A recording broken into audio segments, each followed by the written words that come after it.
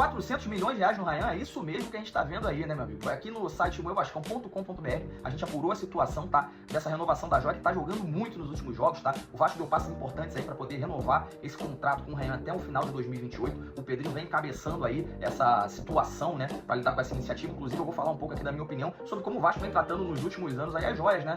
Os jogadores que são oriundos da base do Vasco, e eu acho até de certa forma interessante. Mas primeiro vamos falar da situação do Ryan aqui, sobre a multa rescisória dele, né? Atualmente ele vale ali a multa rescisória de 40 milhões de euros, né?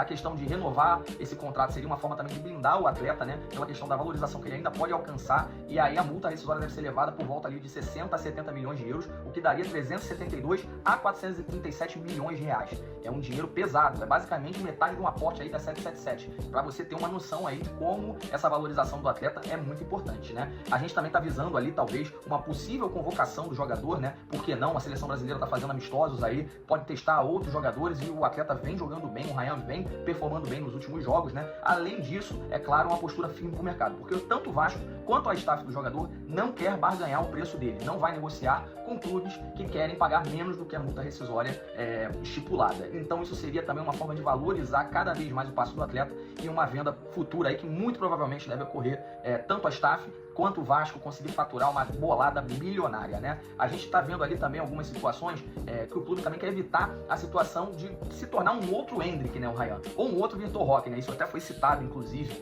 pela questão de serem jogadores talentosos que foram cedos para a Europa, mas não conseguiram se estabelecer nos clubes europeus, então eles tiveram que retornar ao Brasil para poder voltar, né? Na verdade, no caso do Vitor Roque, né, do Endrick, ele ainda tá no Real Madrid, mas ele tá ali no banco de reservas, então ele tá tendo nenhuma minutagem, então tá sendo pouco aproveitado ali no clube europeu. Portanto, como isso é uma questão que a staff do Ryan quer evitar, então seria interessante também ter uma rodagem do atleta aí no ano que vem com o Vasco, para potencialmente também jogar uma competição internacional. No caso do Vasco, vai estar disputando a Copa do Brasil, pode ser muito bem campeão, disputar uma Libertadores também elevaria o valor do atleta. E falando da minha opinião, acho muito interessante também a valorização que o Vasco tem tido nos últimos 2 anos, basicamente, ali, né? Antigamente o Vasco era conhecido por queimar os seus jogadores da base, né? A gente viu a Série B do Vasco, a gente viu como é que foi, vários atletas, inclusive, estavam na equipe titular porque o Vasco não tinha dinheiro para contratar. Isso fazia com que os atletas da base, eles estivessem jogando, mas eles poderiam se queimar justamente com a torcida, pela falta de performance deles, até pela questão de não ter muita experiência, né? E hoje a gente vê um outro momento do Vasco. O Vasco emprestou o Barros voltou melhor do América Mineiro,